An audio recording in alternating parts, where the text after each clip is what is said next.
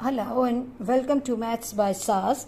This is my 10th lesson of D3 chapter number 6 exercise 6C, that is about the equation of straight line in y equals to mx plus c form. In this lesson we'll be discussing advanced level question number 16.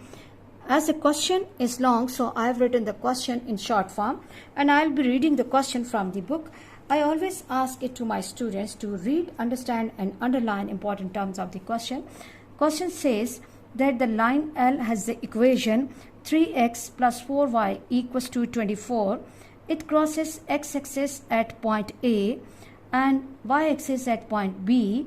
Okay, we have to find the coordinates of A and B. Then after finding the coordinates of A and B, we have to find the length of the line segment AB.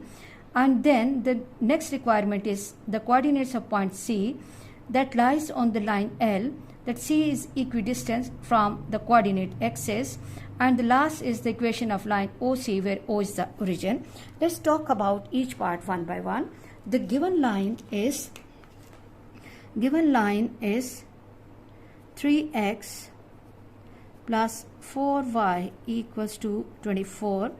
Because the line crosses x-axis at A, because line meets x-axis at A. So what will happen? I always ask it to the students to support your working with small statements so that examiner can understand your message easily. Therefore, y will be equal to 0. So when I'm replacing y equals to 0 in the given line, equation will take the form 3x plus 4 into 0 equals to 24. 3x plus 0 equals to 24.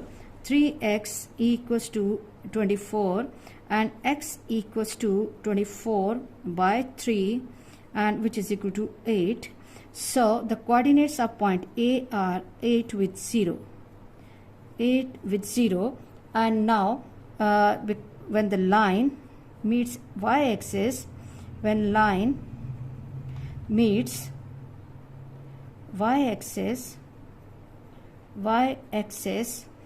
x will be equal to 0. Now what I will be doing in the given equation, which is 3x plus 4y, I will be replacing x equals to 0 plus 4y equals to 24. 0 plus 4y equals to 24, or 4y equals to 24, and y equals to 24 by 4, and which is equal to 6. So B has the coordinates 0 with 6. And let me underline this point. Okay, so that my students can understand and see these 2 points clearly. Coming to the next requirement of the question, coordinates of the length of the line segment AB, that is the distance AB, length of AB, that means we have to find the distance AB. Distance AB equals to x2 minus x1 whole square plus y2 minus y1 whole square, and under the square root. Okay, then we have to find the distance between these 2 points. That will be take the form 0 minus 8 whole square plus 6 minus 0 square, and let me keep it under the square root, minus 8 square plus 6 square, that is 64 plus 36. 64 plus 36, which is equal to 100, and square root of 100 is 10. So distance AB is 10. Distance AB is 10 units, and I hope you are clear about this part. And then the next part says that the coordinates of point C that lies on the line L such that C is equidistant from coordinate axis. So for the coordinates of point C because C is equidistant from coordinate axis. So for the coordinates of C will be either you can replace y in the given equation or instead of x, or x and x.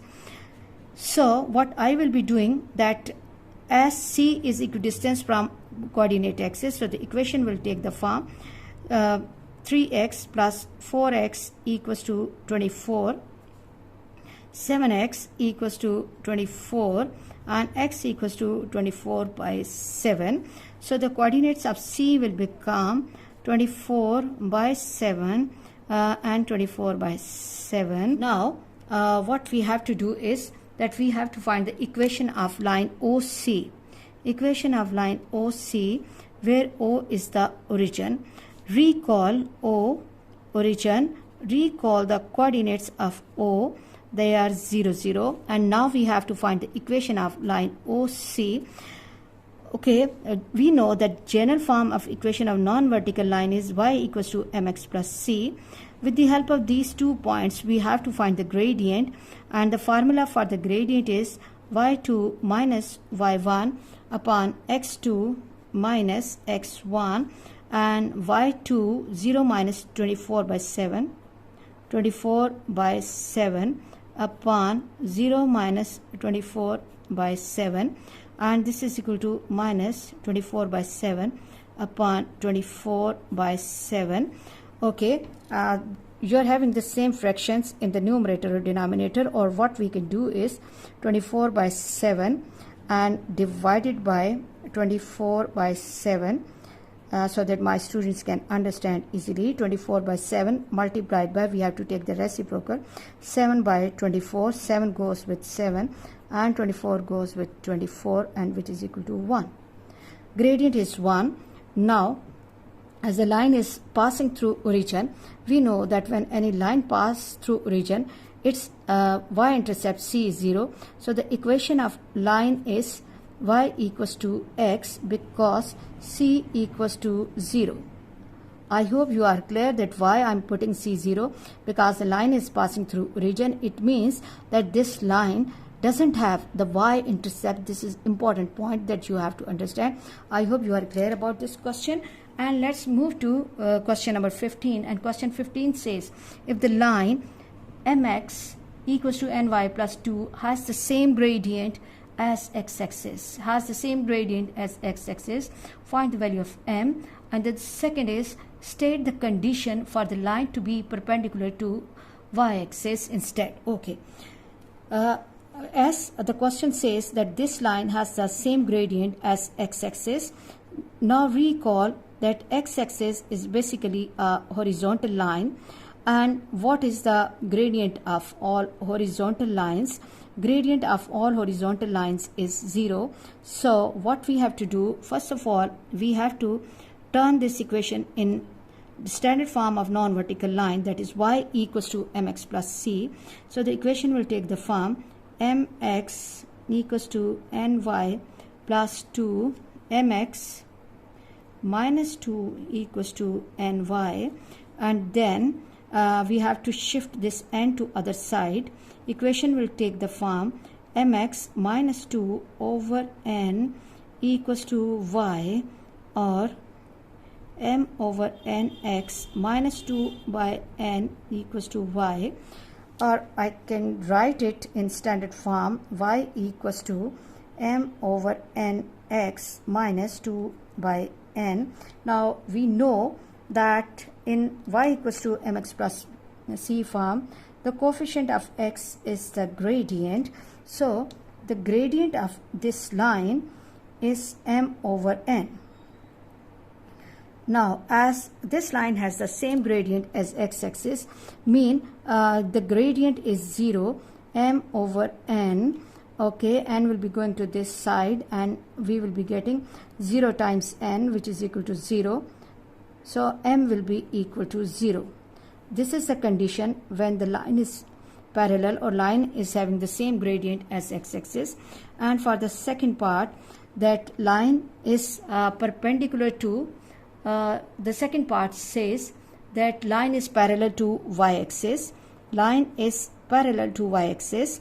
When the line is parallel to y-axis, it's perpendicular to x-axis and the gradient is infinity. So for the second condition, what we have to do, m over n equals to infinity or m over n equals to 1 over 0. Go for cross multiplication. 0 equals to n or n equals to 0. This is the condition for which when the line is parallel to y-axis. That means if we look at m is the numerator. In case when the line is parallel to x-axis, numerator has to be 0, and when the line is parallel to y-axis or perpendicular to x-axis, the denominator will be equal to 0. I hope you are clear about today's discussion. For our next difficulty level, please catch me in the next class. Watch my lessons, like, share and subscribe the channel and press bell icon to get the notification of every lesson in time. Thank you very much.